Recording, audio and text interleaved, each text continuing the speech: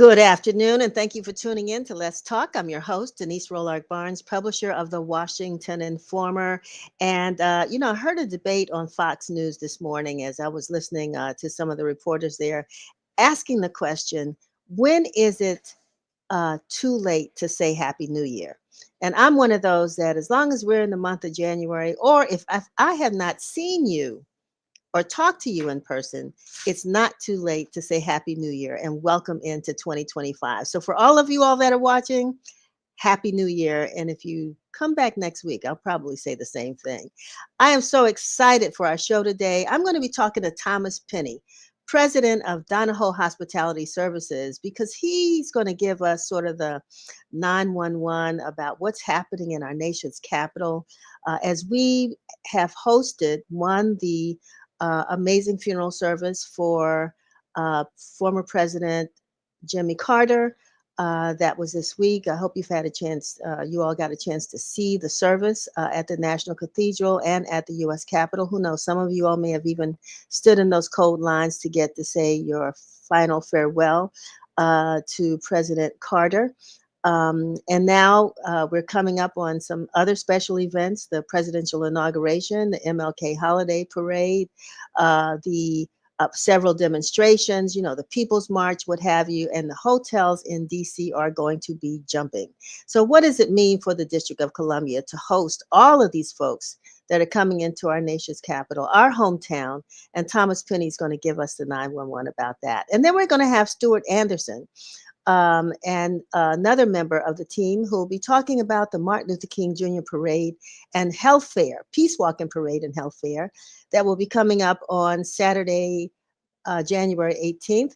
As we have shared with you all before, and we're going to say it again, we're experimenting. We're going to do something new. So while we look at these frigid temperatures outdoors, we are taking the parade and peace walk indoors.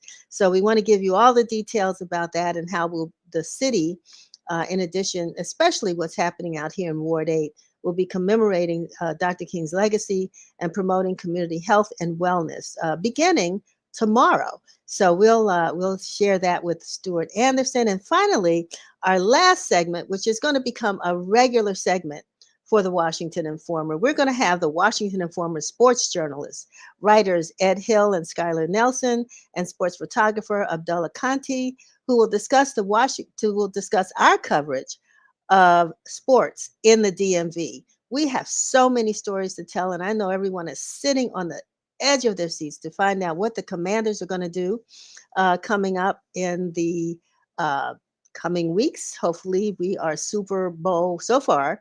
We're Super Bowl forward, and everybody's really excited that we've made it this far. I mean, we've got things to congratulate them about right now, but who knows what's coming ahead. But it's not just the Commanders here in Washington.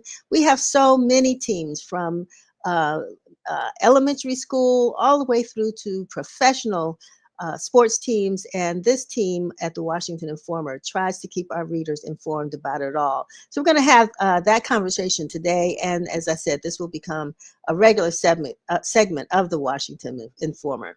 Before we get started, be sure to pick up the latest copy of the Washington Informer. This is it, and you all know I like to show it to you because somebody asks periodically, folks who are not in the know, are you all still printing?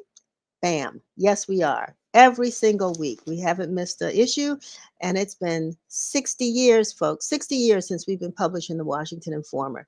So we hope that you picked up a copy at your nearest newsstand. And if you haven't, we want you to know that you can access a digital copy anytime, anywhere, by visiting our website at WashingtonInformer.com. Again, that's WashingtonInformer.com, real simple. And while you're there, little box is going to pop up and ask you to become a subscriber. And this will be a subscriber to our Win Daily, which we send out daily news, a daily newsletter of all the latest news that we've covered for the day. And also our other newsletters. So you can sign up there. All we ask for is your email address, and all of this information will pop into your email box every single day. We hope that we don't overburden you with too much information. But here at the Informer, there's no such thing as too much information. As our superhero in the media used to say, Kathy Hughes, information is power. So we hope that you will join us, become a member of the Informer family, and just sign up there at WashingtonInformer.com. And while you're enjoying today's episode, we'd love for you to help us spread the word. Share this broadcast on your social media channels. Do it right now. If you're watching us on Facebook, Twitter, LinkedIn, Instagram, YouTube, wherever you are watching this program, and I said Twitter meaning X, for those of you all who are still there. But share this broadcast with your friends and family and ask them to become a follower of WIN TV on Let's Talk. And again, don't forget to subscribe to our YouTube channel. It's Washington Informer TV. No spaces on YouTube, where you can catch up on any Let's Talk episodes you might have missed. There's plenty of great content waiting for you, and we are doing it all for you. So before we bring on our guest, let's watch our weekly news broadcast by Curtis Knowles. This is WIN TV News, bringing you the news that matters. 3 people have been arrested as the Maryland Car Rally Task Force has cracked down on car rallies across the state. The task force has said the operation has, quote, dismantled a total of 4 large-scale illegal driving exhibition events and prevented another 5 from forming throughout Baltimore City, Baltimore County, as well as Howard, Montgomery, and Prince George's County. It said all 3 arrests were tied to an event that was shut down on Conterra Drive in Spitzer Lane and Laurel just after 12:30 a.m. And all of the arrestees are DMV residents, with one of them being from Bowie. The Maryland Car Rally Task Force includes Maryland State Police and the Maryland Transportation Authority Police, along with Baltimore City and police departments in Anne Arundel, Baltimore, Howard, Montgomery, and Prince George's County. The Department of Justice, joined by state attorney generals, has filed an amended complaint against RealPage and 6 of the nation's largest landlords, accusing them of engaging in an anti-competitive scheme that drove up rental prices for millions of Americans. The lawsuit alleges that Greystar Real Estate Partners LLC, LiveCore LLC, Camden Property Trust, as well as others, have used RealPage pricing algorithms to coordinate rental rates and share sensitive information, reducing competition in the housing market. These landlords manage over 1.3 million units across 43 states and Washington, D.C. The Justice Department has accused them of exchanging sensitive information, including rent levels, pricing strategies, occupancy rates, and renewal rates to align their rental prices. Federal officials allege that the property managers frequently conducted, quote, call-arounds, contacting competitors to gain and share details about rent and discounts. Senior executives also communicated directly about planned price increases and other strategies, which further undermine competition. The Washington Post on Tuesday laid off roughly 100 employees across its business division, the latest indication of the newspaper's financial woes after subscribers and staffers revolted over owner Jeff Bezos' decision to block an endorsement of Vice President Kamala Harris. The cuts amounted to roughly 4% of the publication's staff, but did not affect the newsroom, according to a spokesperson from the Post. The news comes as the beleaguered newspaper has hemorrhaged several high-profile journalists in recent weeks, and top candidates have pulled out of the running for the Post executive editor job.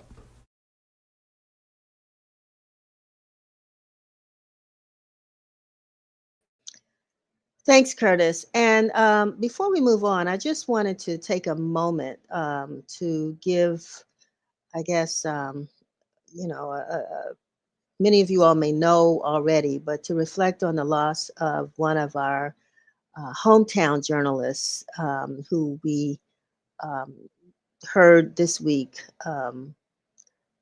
passed away due to a heart attack. Channel 4 reporter Derek.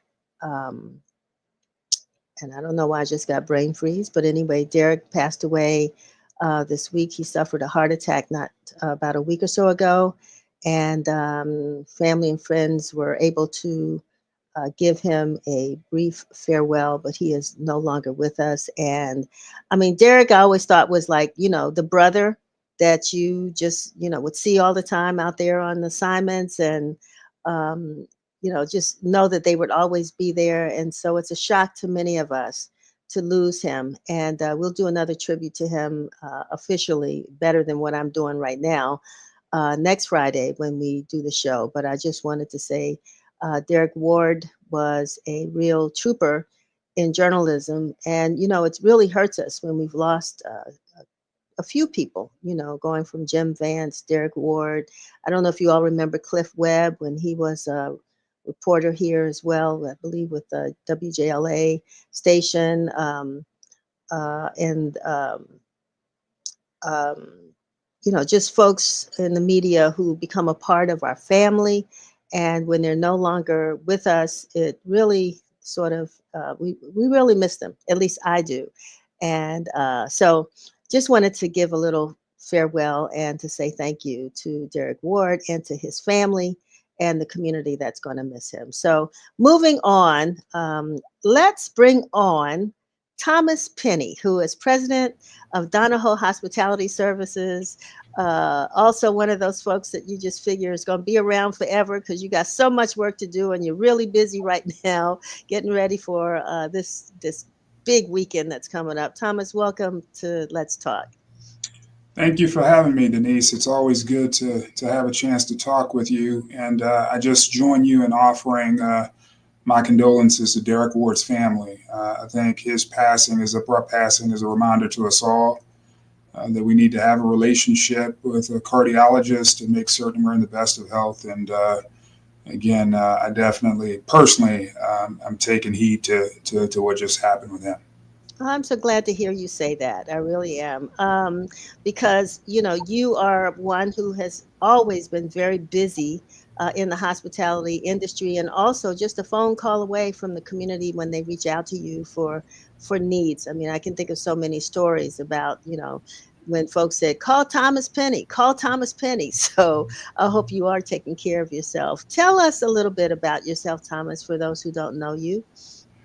Yeah, so I'm someone who was born in Washington, D.C., has been raised in the D.C., Maryland, Virginia area. Had the benefit of entering the hotel industry roughly 33 years ago as a dishwasher. And as a result of obviously the tremendous organization that I have the benefit of having a leadership role in today here at Donohoe, I've been able to transition through the business into the role of president, where today we have 15 hotels, 11 in the DC, Maryland, Virginia area. And we're in the process of getting ready for a very busy inauguration. And this is a traditionally slow time in Washington, D.C. And so our employees are excited at the chance to get hours and to make some money during a traditionally slower time. Yeah, this is kind of, in the shadow of what we went through with the pandemic, when a lot of the hotels and hotel workers especially were out of work and not making money. So I know that they're looking forward to this moment in time, just like the Cherry Blossom Parade. Everything affects us in a different way than other cities. And maybe you can talk about just sort of the impact that let's say the pandemic had on the industry. Yeah, the impact was absolutely devastating. 95% of our workforce wasn't getting hours through the majority of the pandemic. And these are folks that have been with us 30, 35 years. And, I took it as a personal responsibility to find a way forward for at least our organization, making sure that they could come back to work as quickly as possible. And we were fortunate to take advantage of the PPP program such that we could maintain benefits, keep as many working as possible. But the good news is we've now got on the other side of it, and our employees are more excited than ever to be back at work, to welcome guests from all over the world, and to just take advantage of the energy and the opportunities that are afforded within the hospitality industry. So how do you prepare for an event like this? I don't know if you were there, maybe the last inauguration, and I don't think we've had an inauguration that maybe outdoes what happened when Barack Obama was elected the first year. I know you were still in the industry, but how do you prepare for this time in history? So we typically will start to prepare for it immediately following the election. And clearly, you referenced the first Obama inauguration, which was just a tremendous event that spread beyond even the D.C., Maryland, Virginia area. I think every hotel from probably Delaware to Richmond was sold out. and so that was a historic time. Given what happened 4 years ago, from a security and safety perspective, that's a greater priority today. So immediately following the election, we start to prepare our employees to be vigilant, to let them know what supports we put in place to ensure their safety. And then we begin to talk about how fortunate we are to welcome folks from all over the world and to welcome to Washington, D.C., and ensure they have a pleasant, enjoyable and peaceful experience. And so it's a series of meetings. It's also working with the Metropolitan Police Department, the Hotel Association of Washington, D.C., Destination DC, and the various business improvement districts throughout the city to ensure that there's seamless communication around security and safety, that all of our employees know about the transportation options available through the metro, that they're aware of the road closures, and that we're prepared in the event that something happens, how we're going to react and respond to it. And again, we start in November, and by the time we get to the end of the year, our employees are excited and very much prepared to welcome guests into town. Do you have any idea, Thomas, on what the numbers of folks that you all are preparing for this inauguration? And there's rumors out there that some of the Airbnbs won't be available, and people are finding ways to sort of express their feelings in certain ways when it comes to this inauguration. But I know we're still expecting big crowds, but can you tell us what those numbers look like? Yeah, so I think there are numbers all over the place in terms of how many attendees will come to town. I can answer the question specific to our hotels and what we're seeing. The hotels in Washington, D.C. proper are between 60% and 95% occupancy, with still time left to sell rooms. So I think there's a high probability the hotels closest to the National Mall will sell out on inauguration. We also see some compression in Arlington, Alexandria, and the neighboring jurisdictions. We hope that continues. I'd say that, again, this is really around the time when we start to see a massive uptick in reservations, and that's been the trend this week. So I think overall, we're cautiously optimistic that there will be significant demand, obviously, to the city, with a large percentage of hotels selling out. And then the neighboring jurisdictions will have considerably more business than they normally would this time of the year. But there are still rooms available, and I would encourage individuals that are still trying to come to town to book rooms as quickly as possible. And you got hotels that are available in the various segments of hotels, from some more cost-effective options to some luxury options. There's still hotel rooms available, and I would encourage folks to take advantage of that as quickly as possible. I know that usually times like this, peak times, the hotel rates can shock anybody. So I guess, do the prices go up the closer you get to Inauguration Day? How do you all manage that? So sometimes they go up and sometimes they come down. If demand does not materialize, you'll start to see rates go down, with the hopes that more folks will come. And within our portfolio, we've had some hotels whose rates have gone up, and we've had some to come down. So it's really a byproduct of what's happening in the marketplace. And I would say there's still some rates that are reasonable today.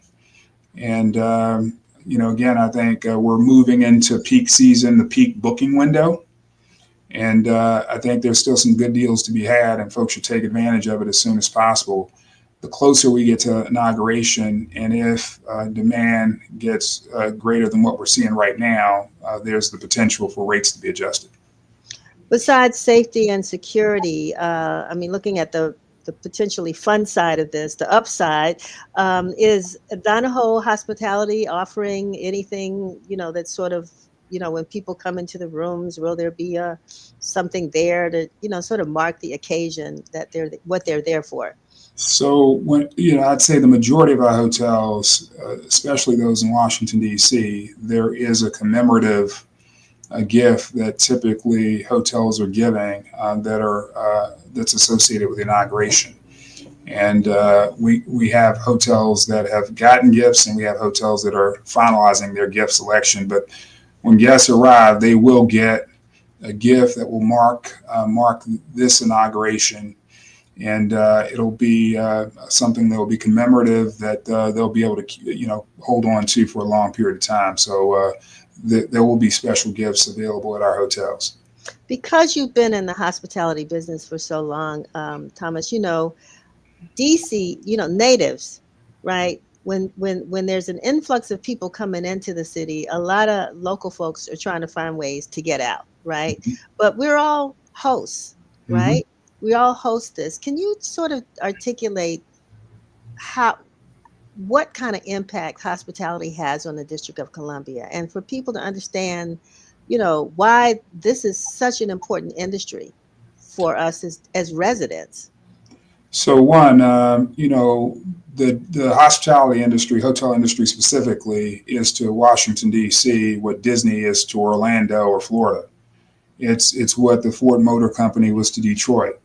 For native Washingtonians, this is a place for them to come, to work, to thrive, and have an experience similar to what I've had. And clearly, those that are native to the city, there's a great sense of pride in this city, and wanting to make certain that it shows well. And all of that comes through as we try to prepare for a historic event like inauguration. And, I've told some of our team members that we have a chance to introduce DC and what we stand for to people all over the world. And that's something we should all be proud to be able to do. And, sometimes people might come with perceptions, but when we have a chance to engage with them, we can change those perceptions. And so I've always encouraged our native Washingtonians within our hotels and all of our employees to provide an authentic experience, to show their humanity to others, and create a positive perception of obviously our hotels, but the city and the brands of which they're working in. And I asked that question because as the city, it's still growing, and development is spreading all over. And, boutique hotels, maybe even some of Donohoe's hotels, are being located or placed in neighborhoods. Yep. I mean, we're looking forward to one being built here at St. Elizabeth's pretty soon. So that's one reason why I was asking that question. I don't know if you have any in sort of like the outskirts of downtown, but how is that different than a person who may have the downtown experience? So I would say the Cambria that we have by the Navy Yard, right by Audi Field, is in a neighborhood. We have residential, longtime native Washingtonians living on the same block the hotels is located on, and clearly, even for some of our neighbors, they get excited about the additional energy that they see coming to our hotel. And clearly, we got some neighbors that come through on a regular basis to try to figure out what's going on. And we feel it's our responsibility to give them information and to set expectations on what they can come to expect, over the next 2 weeks with inauguration and some of the additional people coming to town. Yeah, I mean, I think that's real important that, we all end up being hosts at these particular times. And hopefully, if we make it to the Super Bowl, when they have that big parade, the hotels are going to be packed. There are lots of events that happen in this city where the hotels really, you know that. So anything you want to share with folks before we go that they really should take into consideration if they're coming here for Inauguration Day? So one, I would just encourage them to go to washington.org/inauguration to get more details on inauguration. Clearly, I would encourage them to book as quickly as possible and to consider staying at our hotels. And then last but not least, I would encourage folks to dress for the occasion. It probably will be cold, and they're going to be outside for quite some time. So make certain that they have multiple layers such that they can enjoy the day and not be overwhelmed by the weather. That is really, Good advice. Go back to President Obama's first inauguration. Hmm. I don't think I took toes home, the same toes home with me that I brought to the inauguration. It was so cold, but it was a moment in history that you didn't want to miss. And you're right, dress warmly. No high heels, ladies. Wear comfortable shoes. That's right. That's right. And the first Obama inauguration, instead of folks just wanting to come downtown to the mall, they were just coming in our hotels from the street just to watch it on TV. So it was an amazing experience, and one of the memorable times of which defined my career in this business. Wonderful. Well, I'm glad you're there. I think we're all glad you're there. We're glad that you're here to share this information with us. And we're going to kind of keep up on other things and let us know. Feel free to reach out anytime that you think there's some information the community needs to know. I know that you've been involved in hospitality training, hotel training. I mean, you talked about your path. And it's a path that a lot of young people need to consider in the DMV, or in DC. So we want to help to continue to spread that word. The only other thing that's really, really important, is probably most important, is I just want to encourage listeners and viewers to support the Washington Informer. We're fortunate to have the Washington Informer here in the city, giving us critical information. And Denise, we're fortunate to have you there leading it. And so I just want to encourage everybody to support the Washington Informer in every way. And I didn't have to pay for that, so thank you. Thank you so much, Thomas. And I'm getting ready to interview Stuart Anderson. He just told me to tell you hello, and he wish you the best. So Give Stuart my best. will do. All right. Have a great day, but I know you're very busy, so take it in stride and take care of Absolutely. yourself. All righty. Take care. So long. Yeah, that was Thomas Penny, folks, in case you just joined on. He's the president of Donohoe Hospitality Group, and he shared with us some great information in case you're planning to attend. Know folks who are attending, live near a hotel, particularly a Donohoe hotel, of what's coming up for the 2025 presidential inauguration. Regardless of whatever people are thinking. We are the host of this event once again every 4 years, and it's great to see that we have people like him in place to make sure that whoever comes to Washington D.C. has a great experience. If that's what they're here for, and that's what we are willing to provide. So we're glad that he's at the helm.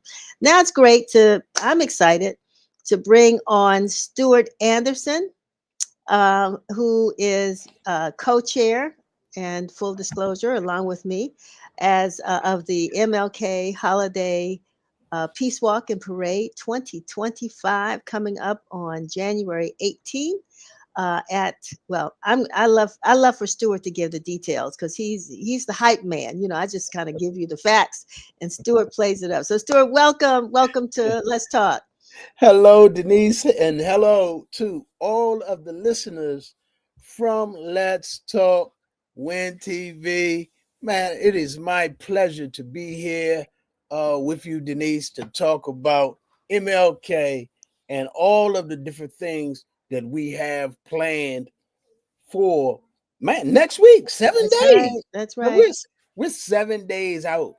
So before we go there, Stuart, because one thing I really appreciate with you, and every time we have meetings, we talk about this. We're so busy planning and getting the details and trying to refine this thing, that sometimes lost in that conversation is the reason why we're doing this, the reason why we celebrate Dr. Martin Luther King and what his life and legacy means to us. And you articulate it from what comes from your heart. And I want to share that. I want you to share that with the audience. Why do you do this? Why do you participate? This is it's our 20th year. I don't know how many years, but you've been with us most of the time. Yep. Why do you do this? So I learned about Dr. King and the work. Well, first and foremost, I lived through some of this stuff as a child, the assassination and all of the work leading up to it. I would hear it, I would learn it, it would be inside of me. I did not fully grasp it in my youthful years, but as I got older, I started realizing and understanding, what King actually meant. And then to get to a point where I get the opportunity to be a part of such a great struggle, a noble struggle, if I can, right? Each year we try to come up with a slogan, what our main message is. And this year it's about committing to the noble struggle for equal rights. And so, you say, oh, King was assassinated in 68. Why y'all still doing that? Because we are still faced with some of the many things that Dr. King stood up against. And so I think it's very important individually and for me personally that we do something that shows the correlation and help youthful minds understand why we have to be involved, why we have to talk about life and legacy of Dr. King. I think that's just too it's so important when we look at what's happening with this country when it comes to militarism. Something I didn't understand as a 12-year-old little boy, even as a young 21-year-old young man in the early 80s. Those things I didn't understand and grasp at that point, but I clearly understand it now. And I think that we need to talk about it more so that the youth in our generation, and hopefully in successive generations, will have a clear picture of who Dr. King was. Of course, this Nobel Peace Prize winning individual, but what his life meant, what his sacrifices were. And so we spend a week leading up to his birthday just kind of trying to find ways in which to make it a little entertaining. For us, it's always a day on. People say, oh, y'all just celebrating. Y'all not doing any work. Yes, we are. We are sowing the mental seeds of remembrance of not just this dream that Dr. King had, but about his life, struggle, and sacrifices made for others. It's interesting because you talk about the theme, and over the years we've looked to the words that he wrote and spoke to extract from that the theme. And so, while he may not be with us physically, he left us a message, marching orders, themes, what have you, and that's what we use to kind of to commemorate him. And Reverend Anthony Motley, who is a part of our team, sent in a photograph not too long ago. I wish I had it, of some boys at one of the schools in the area who had to do a research project on Dr. King. And I was so excited that they were using the Informer to do that.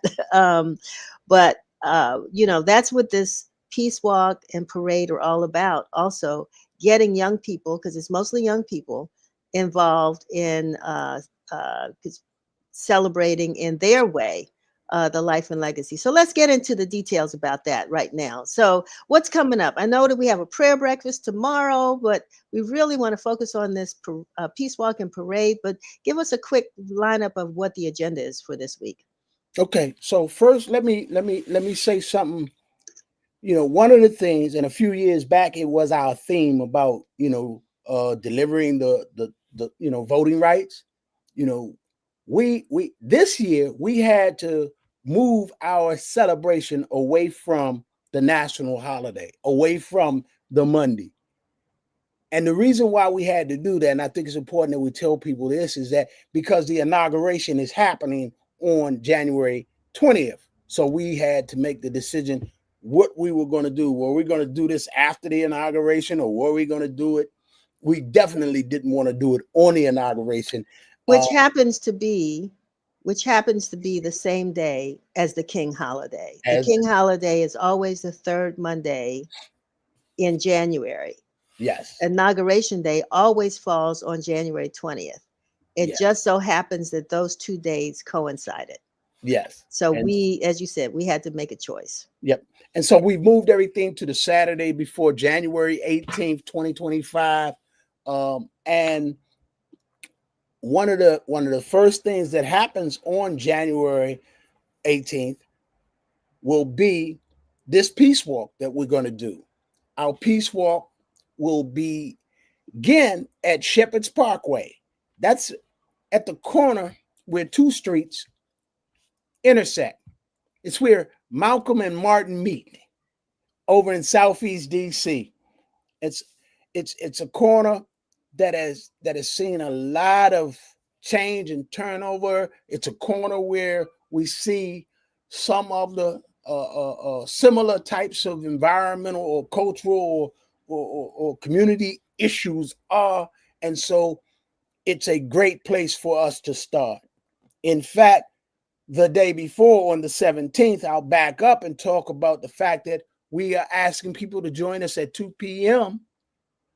to clean up the park and Martin Luther King Avenue and Malcolm X. We want to clean those streets up and a few of the blocks, depending on the number of people that come out with us. So join us January 17th, 2 p.m. in the afternoon for a community cleanup. It is one part of our celebration of life and legacy of Dr. King. And then, as we've said, on the next day, the first thing that'll happen will be the peace walk. The peace walk will convene. People will probably start getting there around 8. The programming will probably start closer to 9:30. And it is an opportunity for people to, little organizations that do powerful work across the DMV will come out and be a part of our peace walk and our rally. There's a speakers list, and in order to tap into that, if you haven't already, and you want to talk about how your organization, how you as an individual are doing things that highlight some of those marching orders that Denise talked about earlier, look to our website, which is mlkholidayDC.org. Go to our website, go on there, look at the events, find the details, and talk with the POCs for some of these events that I'm talking about. The cleanup detail, the peace walk, and the rally. But once the peace walk rally is over, the walk will start, and the whole procession will step out onto Malcolm X, walk up to the corner of Malcolm X and MLK, walk north on MLK down to Cypress, which is where the Rise Center, the Gateway Pavilion sits. Just to your left before you make that turn, you'll see Georgina's, formerly known as Players Lounge in Southeast, next to the car wash. We'll hang that right, and the peace walk will step onto the East Campus. It will continue down Cypress Street to the back entrance of the Entertainment and Sports Arena, where they will enter into the building and march across the center court and the reviewing stage. And from that point, the whole procession is on. Right behind the peace walk, as they go past and across Sycamore Street, the parade will then start filling in behind them. The parade will start filling in behind them, and it will enter through the loading dock just as the peace walk and enter into the arena. So Stuart, let's tell people what we want them to do. So because we know essentially the doors of ESA will open at what time? So the doors of ESA will open at 10:30. Inside the ESA will be our traditional health and wellness fair. It will be all on what's called a concourse, and there are 2 main entrances to the front of the building. So we're asking all spectators, if you want to come early, be ready to enter the building. The doors will open at 10:30 again at the Entertainment and Sports Arena, and we want to fill up 2,500 seats inside the arena, so you'll be sitting in the warmth, not in the cold, to watch this phenomenal display of all of our talent beginning with our very young elementary school, all the way into some college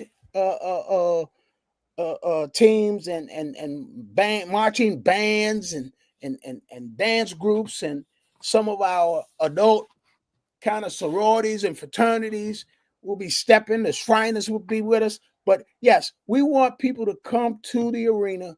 And the way you do it, make sure you go to our website, because you got to register. You can register day of, but we like to see you register today. So you go to our website, mlkholidayDC.org. That's mlkholidayDC.org. Go to our website, scan the QR code. And if you scan the QR code on probably any of the events, you'll get the list of events that you can register for. I say register for all of them and then come to the ones that you decide. But make sure you come to the entertainment and sports arena. Doors open again at 10:30. And the first group should be entering into the arena 11:10. And you will be definitely in the right place to see a powerful display of celebratory activities honoring life and legacy of Dr. King. One of the things I think folks really need to know, and I'm so glad, we are saying it over and over again, please, everybody come out, but also please register. But this is the 20th year that we've done the Peace Walk, which led to the parade. But the history goes back further than that. Yes. Because Washington, D.C., Ward 8 Southeast probably has the longest continuous running, am I saying that right? Longest Yes. continuously running parade honoring the life and legacy of Dr. King in the country. There may be two others. I think there's one in Texas and another. But we this parade has gone on for decades. Yep. And I am so excited. This is going to be a great event, and we are really excited that people will be able to come in. Now, we are still asking folks, if you are prayers, pray for warm weather, because folks are still going to be outside for a little bit. We've heard, it may go up to 42. I'd take 52 or 60, but anyway, that might be asking too much, but all things are possible, right? 42 might be okay. But we do want folks to come. We do want folks to register. And I want you to just share a little bit about the health fair. I don't know if we have the health fair coordinator with us, but if not, I would just like for you to go ahead and share a little bit about the health fair. So there he is. Wendell's there. Wendell's here. Okay. Yeah. Yeah. Great. So Wendell with his little people. That's okay. They're always invited, because that's how we tell the story. So Wendell, if you don't hide them, it's okay. They need to hear you talk about Dr. King and the health fair. So we're good. So they can take over. Absolutely. So welcome, Wendell Wren, who is the coordinator of the health fair. Tell us a little bit about what folks can expect. I wish you're driving. I'm not feeling good about that. This year for the 2025 Health and Wellness Fair, like Stuart said, we will be in the upper concourse of the ESA. This year we won't only have people exhibiting or servicing the community, but we will also have Black-owned businesses that will also be participating in the health and wellness fair, and they will be selling the different products that they make. I'm kind of glad that we lost Wendell, because I'm not comfortable with him driving and talking and having a little person in the car at the same time. But we appreciate him trying to join us. But I think the flyer speaks for itself. And we certainly do want folks to come out, because it's a multifaceted day. Yes. And but it's quick, because it's going to be over. What time, Stuart? 2 p.m. I promise you, 2 p.m. People ask and say, how are you going to do that? I don't know how you're going to do that. I said, well, we've been doing it for a very long time. I kind of rose to the head of the table because I was able to come up with a way of saying, here's how we clock ourselves. And this is what in fact, once this session is over today, I'll meet with the marshaling team. A number of them are meeting me so that we can walk the entire procession, talk about the entire procession, and I can explain to them what I need from front to end to make sure we end with the last group inside the entertainment and sports arena by 2 p.m. So I'm going to step out of my Win TV host mode into, again, the co-chair mode, because I just want folks to know that this is really a volunteer community event. And folks have really worked with us to keep prices low, but there are costs. And so if you want to come, the event is free, but if you want to support the parade to make sure that we can handle the expenses that are expected, we are looking for sponsors. Still, it's not too late, and we will add your company name to our website, and you can go to the website and find out how to sponsor as well. So we appreciate those of us who help to make this event a success. So, Stuart, any last remarks? On that sponsorship note, right? On that sponsorship note, your logo will remain on the MLK holiday website and promotional material throughout the year. You just will be there, until one of us realize, hey, they've been up there for 2 years. They ain't donate, but we need that funds, right? In order to continue to do this, in order to continue to organize and pull all of the elements together, we gotta have some funding to move this piece forward. I'll say last thing is I started off by talking before about you go though, I think we should acknowledge some of those organizations that did support that have supported us so far. And certainly, if you could just give a shout out to them. I most certainly can. We have Bridgepoint Health, we have Amera Group, we have smaller organizations, Amazon. Amazon is smaller. One, and that's smaller. They're bigger. So Red Brick, Washington Informal Charities, of course, Events DC, Amera Group, Bridgepoint, Martha's Table, and then organizations such as brand new, the Anacostia Coordinating Council, Far Southeast Family Strengthening Collaborative, my own organization, Family and Friends of Incarcerated People, and a whole host of other organizations that come out and have come out and have donated to support this phenomenal display of honoring life and legacy of Dr. King. And one of the things I was going to say in my last words is that we have all these other events leading up. Denise said it briefly. She mentioned that tomorrow there is a prayer breakfast, a 7th annual. For 7 years, we've been doing this prayer breakfast. And so we'll have that prayer breakfast. And I think we still have a few tickets left. Tickets are $35. This is one of the few events that we do that we charge a fee for admissions. It is a prayer breakfast. It will take place at Matthews Memorial Baptist Church at 2616 MLK Jr. Avenue, Southeast Washington, D.C. Again, the tickets are $35. And you can find out all the information for getting a ticket. If there's a ticket left, is go to our website, mlkholidayDC.org, and you'll see the 7th annual prayer breakfast. There's an event happening Monday at Living Word. So Stuart, because we're run out of time.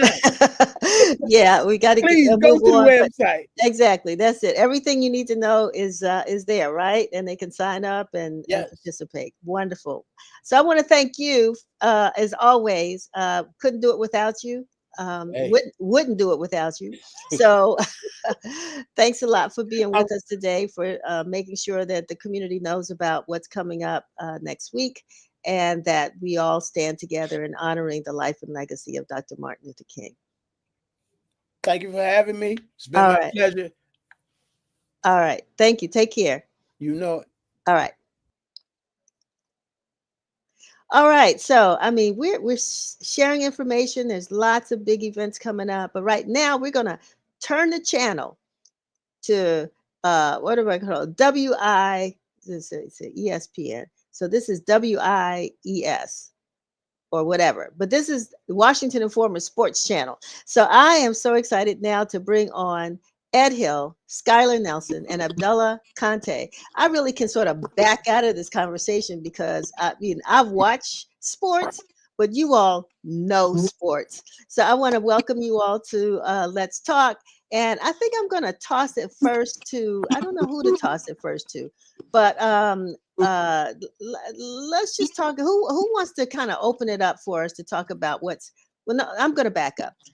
Ed, Skylar, Abdullah, you're the photographer, so I'm gonna start with you because it's your images that really bring life to the stories that we tell in the Washington Informer. So let's talk about how you do your job as a sports photographer. Well, first I would say that it's not just me. There is Marcus Relacion as well as Jonay Guest. Skylar also does some, photo taking as well for us. So we definitely kind of built a team of us just trying to show, our imagery and basically just trying to capture the vibes and the energy at the games that we're at. So, as much as we want to take credit for the imagery, it's more of the teams and how hard they're playing and the effort they're providing that really bring our photos to life. So that's really what we're trying to do. We're just trying to get out there and kind of give the experience that people aren't getting while they're sitting at home watching.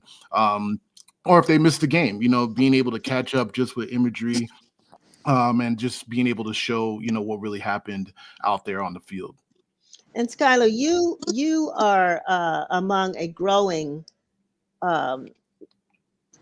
bench of female sports reporters.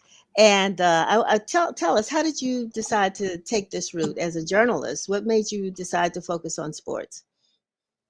Yeah, so when I was in high school, actually, I was into sports. I had played 4 sports in high school, and I come from a sports family. Like my dad and my uncles had played sports, and my cousins played sports in college.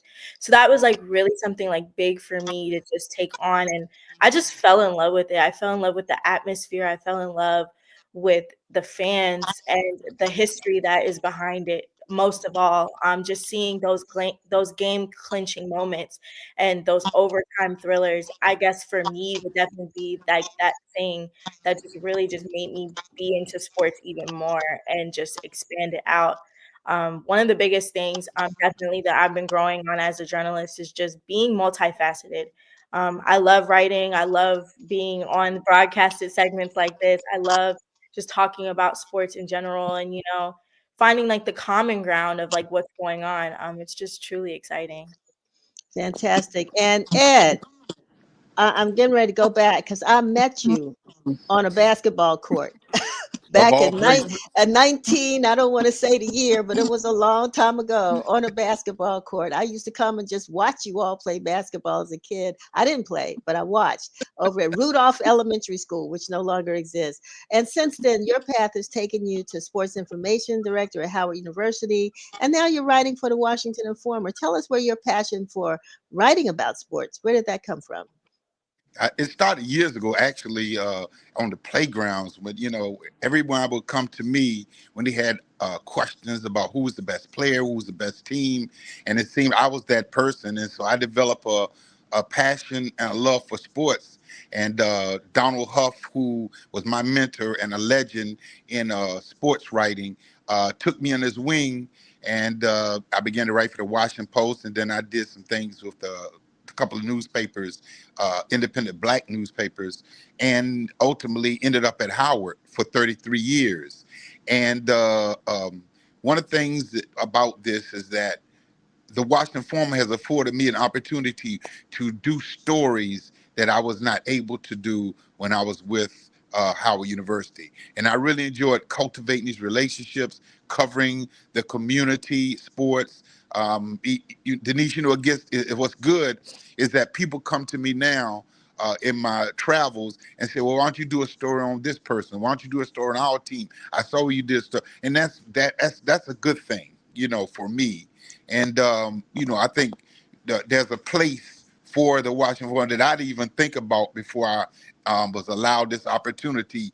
And for those people that don't know, the first story on Raja Karuth, the young black NASCAR racer, was in the Washington Informer. The first story on Nicholas Harbor, who is a world-class sprinter, but also plays at the University of South Carolina. And incidentally, he just signed a $1.2 million NIL deal. The first story on him came in the Washington Informer. People, the ultimate frisbee. No one knew, and include myself, but now people understand ultimate frisbee. And I will say the most exciting, rewarding story that I've done since I started doing things with the Informer 3 years ago was the T-ball story. That really gave me a lot of joy because it was all about a sport with there's no final score. It was just a pure love for the game. So that's kind of a synopsis of me and my involvement with sports. That's fantastic. I mean, and I'm glad you shared those highlights. Because our time is short, but we're going to go over because we just have to. But what's on the top of everybody's minds right now? We went from one trying to figure out a new name for a team, getting a new coach, getting new team players, now trying to find a new home, and the Commanders have really set the city on fire. Take it, you all. Have that conversation about what are folks talking about and what's happening, quote, on the ground, on the field with the Commanders. Who wants to jump in? Yeah, I'll jump in on that just because I was here. This has been my fourth season covering the team. And, it shows that when the organizations run improperly, how detrimental it can be for the whole team. I mean, last year at this time, everybody was depressed. The team was 4-13. There was not really excitement except for thinking about what was coming on, in the future. And with, the new owner, a new coach, a new GM, and obviously drafting Jaden Daniels, this whole team is transformed. So there's a lot of optimism looking forward to the future, with the chances of the team going back to RFK. It's just very exciting times for people who are a Commanders fan. And as you know, they're going to the playoffs this week, something they haven't done since 2020. So a lot of people are just really excited about the team and what's coming in the future. Skylar? Yes, I agree with Abdullah. It's truly like such an exciting time for Washington fans and just the DC community in general. Last week, they secured the number 6 seed in the NFC playoffs with a 23-19 win against the Dallas Cowboys, their divisional opponent. And they finished this season pretty strong, the regular season. They had a 5-game win streak to end it off. They won 12 games in the regular season for the first time since 1991. It was truly exciting. The Commanders this season have had really they have their own fashion. They created their own fashion. One of the biggest things I've been saying all season to some of the photographers, to other journalists who are reporting the Commanders is, even though last week, like, all of their games have been played in a Commanders fashion, which if you don't know already, it's basically slow starts with dramatic finishes. Like, we've seen it in week 8 when they had the Hail Mary win against the Chicago Bears. We've seen it in week 17 in the overtime playoff clincher against the Falcons, and now against Dallas last week, where everybody was on the edge of their seats waiting to see, are they going to win, or do we have to wait for the Green Bay Packers to lose in order to clinch that seed? And that was one of the biggest things. Last week, there were some kind of concerns with Jaden Daniels. He had kind of a left eye injury, but of course, the head coach Dan Quinn, and Jaden shut down those rumors as soon as possible. He's going to be playing this weekend against Tampa. There's been some exciting highlights on wide receiver Terry McLaurin.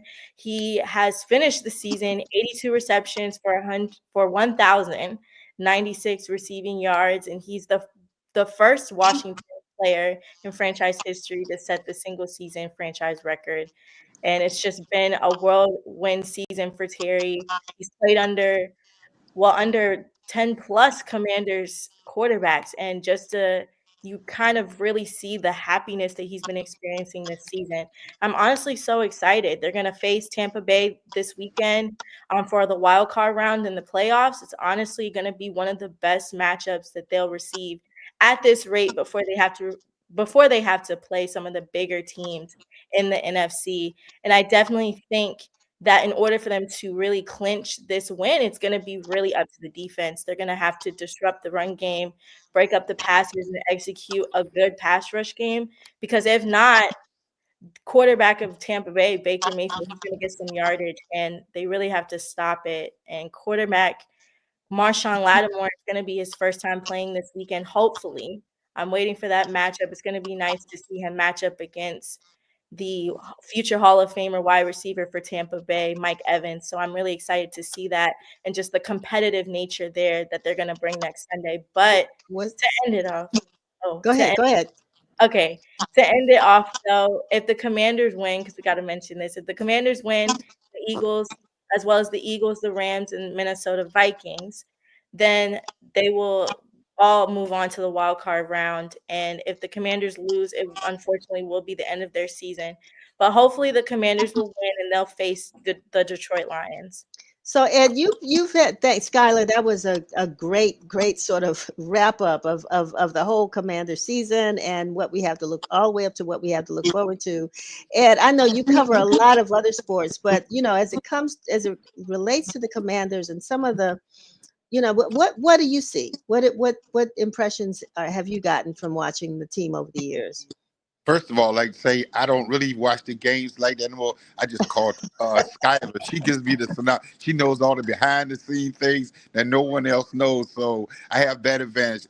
But mine is a little different though, Denise. What I've noticed with the old school Redskins slash Commanders fans, the businesses, vendors, there's a whole is a whole kind of energy. People kind of look at this the best season and all those different things. But what I see is that it's a great opportunity with this energy for the city to get back to making money in a lot of areas where they've been down for a while. I mean, the Commanders haven't been winning, except for the diehard fans, people giving up on them. But there's a renewed and revived spirit now, especially on the economic side, that's benefiting a lot of people. That's the big plus that I see from my perspective. And with the possibility of the team coming back to Washington, D.C. I know that there, Sam, a reporter that covers City Hall, is dealing with the politics of that.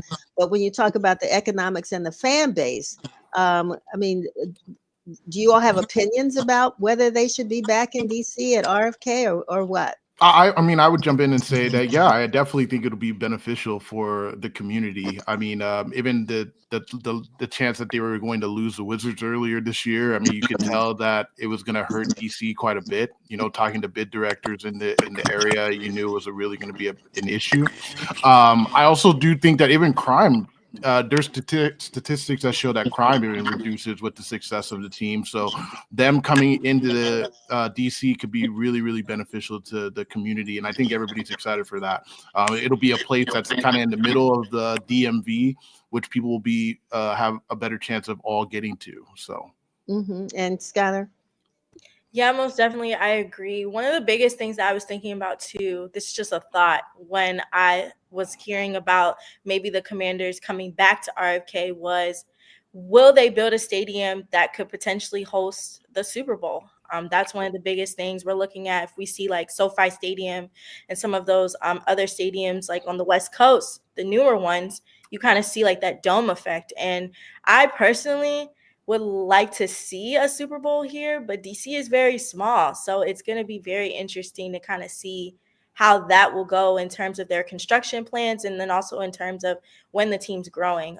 The Commanders, they're growing a lot, and I think a new stadium would serve them really well. Coming back to DC, I've heard fans literally the entire time that I've been reporting in my rookie season with them, just kind of seeing the fans really express, the difficulties and kind of the issues that they've experienced traveling every Sunday out to Landover, Maryland. So I definitely feel like it's going to be a new beginning. As you said in the beginning, new name, a new stadium would serve them best, new fans. I think it would really, bring back that 1996 era that everyone's been looking for almost a decade. Right. I would jump in really quickly as well, and just to say that not only is it good for sporting events, I mean, you're going to be able to throw a lot of different events out there when it comes to concerts, large events. It's just going to be beneficial. They could have we see a lot of the tournaments for college basketball that are played in stadiums so that they can fit a lot more people in. This is going to be being able to see a lot more people than Capital One Arena would do. And like Skylar said, the dome effect for the places in the country that are colder. Obviously, we dealt with the snowstorm.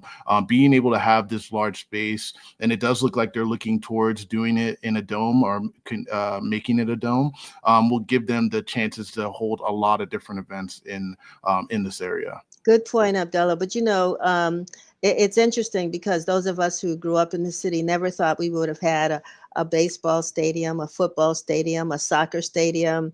Am I missing one? Nats. You have Audi Field as well. Audi Field. I mean, which is soccer. So I mean, how we've been able to squeeze these things into this 10-mile radius, but bringing people into the city, which is the heart of the DMV. So it'll be interesting. Are they talking about possibly changing the name again? So the name change is it from all the accounts that we've seen. We don't think the owners loved the name. They haven't really said anything about it recently, just because they're very focused on getting the stadium built. So it's something that might be put on the back burner. But these guys are fans of the team. They grew up fans. They went to RFK. They really feel a connection to the old name. So I think personally, I think that they're going to probably change it to something that would honor the history of this team. But it does seem like a change is probably going to happen at some point. Oh, wow. Okay. All right. Took us a while to get to that one. And of course, everybody was lukewarm towards it. But, my favorite was the Red Tails. So I like the Red Tails too. And I think with the history of the Red Tails, it would have been nice to honor them as well. But, it's above my pay grade.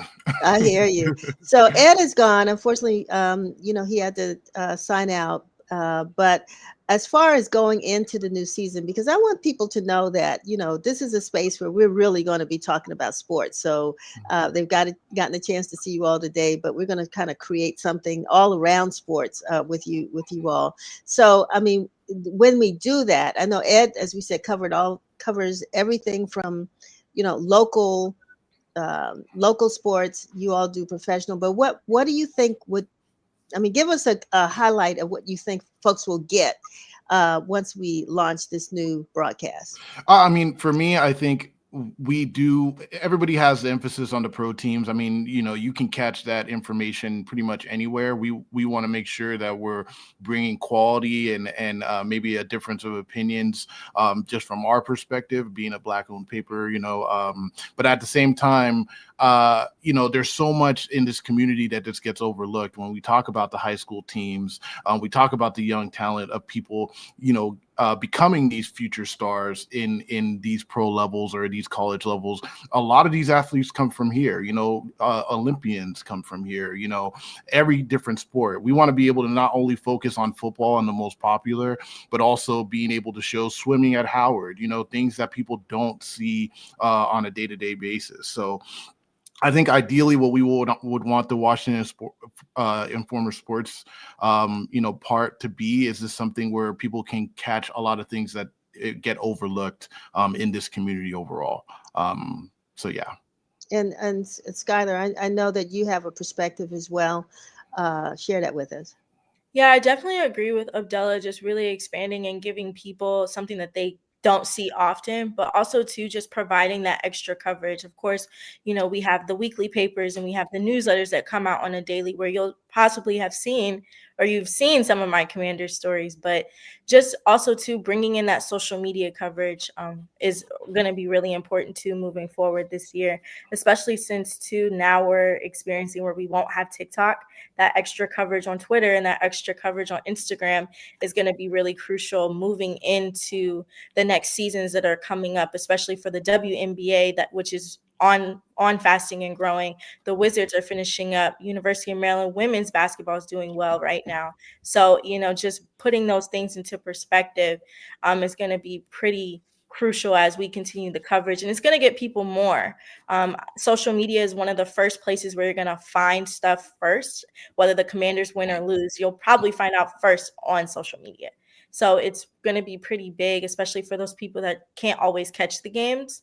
It's going to be pretty big just to provide them with that extra coverage of maybe a behind the scenes video or a roundup special in a broadcast form. Just kind of just bringing those things into 2025 and just giving that extra push and that extra promotion and exposure of the sport is going to be something that we're looking forward to this year. Well, you all are putting a lot of pressure on me, but I appreciate it because we're gonna raise up the level of or raise the level of coverage that we're doing in the area of sports. I mean, over here at ESA, not only do we have the Mystics, but of course, the Washington Go-Go's and other teams that we've created here that don't get any love. You're right, they don't. Yeah. Nobody knows. And they're doing well. I mean, the Go-Go is doing well. The Mystics, they had a little bit of a rough, season, but at the same time, they've had championships in the past few years. Like, we've had teams that have done well. And, when you look at the national scene, people will think about the Commanders and the Wizards. And with those organizations, they haven't had so much success. But there's a lot of teams here that are doing a lot of work and put a lot of effort in. And we just want to be able to showcase them as well. Like even Ed said, the Frisbee team exactly that we have. Mm-hmm. Now, my last question though, because what do you call it? Sports that people, because I know the ESA is used for this, and but I'm wondering if that's something we would cover. Not electronic sports, but what is it called? Like esports, like gaming. Esports. Is that what we're talking about? Yeah. I mean, that's a sport, right? It is. I mean, it's something where, obviously, depending on who you talk to, they would decide if it is or not. Look, I like games. I'm a gamer, so I view it as a sport. I can understand it. And it's something where we want to cover everything that brings interest to those to the people who are viewing us. And also like we said, I mean, we can go to so many basketball games and football games, but everybody covers that. So we want to be able to bring things that the community cares about, that they haven't seen before, and these people are searching for that. They're looking for, what about people in my neighborhood? What are they doing? What are they up to? So we're always open. If anybody wants to reach out to us and give us ideas of things that we should come and look at or cover, we're always open to that. So that's essentially what we want to do moving forward. It's just finding those things that people don't see all the time. Well, we're going to tell folks, since you've invited them to do that, and we hope that they will, that they'll reach out to us at news@Washingtoninformer.com. And just, your subject matter is sports. And we'll make sure that Abdullah and Skylar and Ed get that message and can move forward on whatever ideas that you may have. Thank you all for joining us today. We went over, but we had to because you all had some great things to share. And we'll announce when we're going to start this sports program, because I'm looking forward to it. I used to play, as a kid growing up, but I love to watch. I just don't follow teams, but I love to watch and listen to the conversation. So I'm looking forward to it. So Absolutely. Thanks a lot. Okay. Thank you. All righty. Okie doke. Have a good day. You too. All right. I want to thank you all for just spending a few more minutes with us. I hope you enjoyed the program today. I want to thank our guests, Thomas Penny, Stuart Anderson, Skylar Nelson, Ed Hill, Abdullah Konte, and a few minutes we had with Wendell Wren.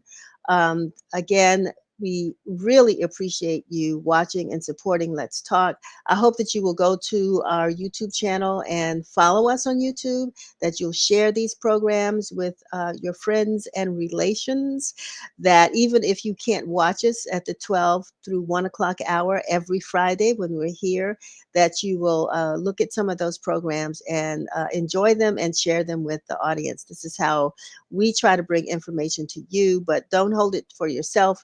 Share it with those who you think will enjoy it. We'll be back here next week at noon. Until then, stay warm. Please stay warm, be careful, and have a great weekend. So long.